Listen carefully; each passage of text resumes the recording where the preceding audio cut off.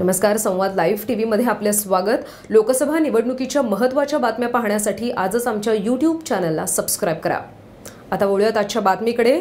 नगर लोकसभेत उत्तरेकडून प्रहार होत आहे. बालहट्ट पुरवला जातोय. मात्र या लोकसभेत संग्राम जगताप हे निवडून येतील. संग्राम सुपुत्र आहे, तो आई वडिलांचा ऐकतो, तर दुसरा कुपुत्र असल्याची टीका काँग्रेसच्या केंद्रीय कार्यकारिणीचे सदस्य आणि माजी मंत्री बाळासाहेब थोरात यांनी केली आहे.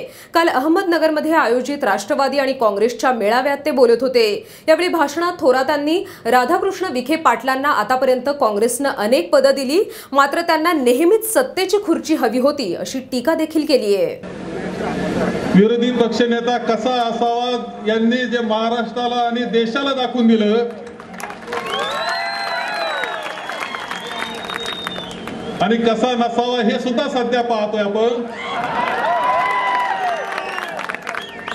कसा असावाचं उदाहरण म्हणजे धनंजयजी मुंडे.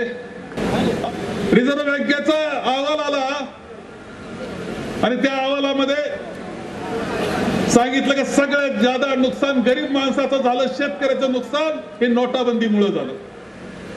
जीएसटी आला. आता कोणती पावती पाहते खाली जीएसटी दिसतं. जीएसटी त्या जीएसटी आपण पाहिल्यानंतर आपल्या सगळ्यांच्या लक्षात येईल.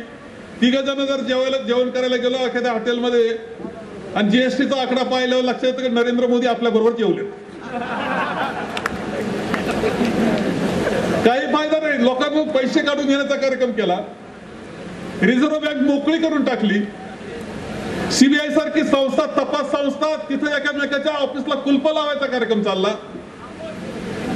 प्रथम आपण पाहिलं की सुप्रीम कोर्टचे जजेस येतात आणि तक्रार करतात. हे प्रथम प्रेस पुढे तक्रार करताना आपण पाहिलं. या देशातल्या या संस्था सुद्धा मोडीत काढण्याचं काम नरेंद्र मोदी यांनी केलं. राफेलच्या कोणत्याही प्रश्नाला अजून उत्तर दिलेलं नाही. राहुलजींनी जे राफेलचे प्रश्न विचारले की राफेलच्या सौद्याबाबतीत विचारले, एकही प्रश्नाचं उत्तर अजून मोदींनी तोंड उघडलं नाही आणि त्यामध्ये घोटाळा आहे हे याच्यातूनच सिद्ध होतं. हे सुद्धा मी आपल्याला सांगेन. म्हणून हे घोटाळेबाज सरकार जे आहे मोदींचं, हे सरकार फक्त अंबानी आणि अदानीचं आहे. ते तुमचं आमचं नाही, सर्वसामान्याचं नाही, व्यापाऱ्याचं नाही, कारखानदाराचं नाही.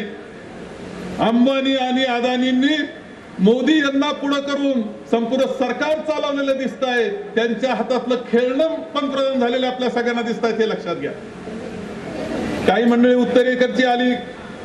खरं म्हणजे या बालहट्टाला काय म्हणावं हेच मला समजत नाही. बालहट्ट जम नाही, मला खासदारच व्हायचं. आता त्या बालहट्टापायी आमचे ते विरोधी पक्ष नेते खरं म्हणजे काँग्रेसने काय नाही दिले यांना. विखे घराण्याला काय दिलं नाही. खासदारके दिले, मंत्रीपद दिले, विरोधी पक्ष नेते पद दिलं, तुम्हाला त्याचबरोबर अध्यक्षपद सुद्धा जिल्हा परिषदचे दिले. हे सगळं दिलेलं असताना आता खासदारकी पाहिजे याकरता हा बालहट्ट. आणि या बालहट्टापायी आमचे विरोधी पक्ष ते आता इथे पाहिजे होते, धनंजय मुंडे बरोबर बसलेले पाहिजे होते, आपल्या करता प्रचार करताना पाहिजे होते. ते आज कुठं आहे समजायला तयार नाही. आजचा व्हिडिओ असा आहे, व्हिडिओ क्लिप आली की मुलानं केलं ते मला पटलं, त्यानं योग्य केलं. मी मात्र काँग्रेस करता जागा मागत होती, काँग्रेस करता मागत होतो, मुला करता मागत नव्हतो असं म्हणायचं. मुलानं केलं ते पटलं म्हणायचं. समजा दुसऱ्याच्या मुलानं असा पक्ष सोडून भाजपमध्ये गेला असता पटलं असतं का तुम्हाला? एक गोष्ट लक्षात घ्या, वेळोवेळी पक्ष बदलले, सत्तेकरता बदलले. त्यांना सत्ता पाहिजे असते, पद पाहिजे असतं, खुर्ची पाहिजे असतं म्हणून तुमच्याकडे येत आहेत. ते लोकसेवेकरता, जनसेवेकरता येत नाही हे आपण सगळ्यांनी लक्षात ठेवलं पाहिजे. आणि म्हणून त्यांना त्यांची जागा दाखवण्याचं काम आपण सगळ्यांनी करावं. मी आपल्याला या दिवसात सांगेल की खूप मोठी यंत्रणा आता तुमच्याकडे फिरतीये. कोणत्या गावात गेलं की 2-5 जण आहे म्हणतात, तालुक्याला 300 लोक आहेत.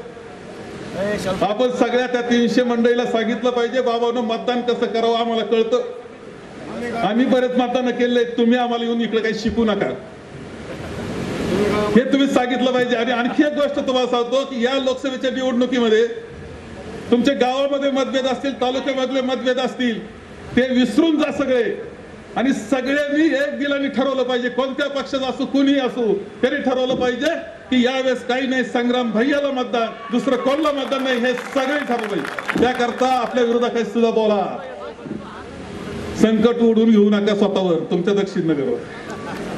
हे तुम्हाला या निमित्तानं मी सांगतोय, नाही तर आमची आठवण येईल बरं का आजच्या भाषणाची तुम्हाला सगळ्यांना.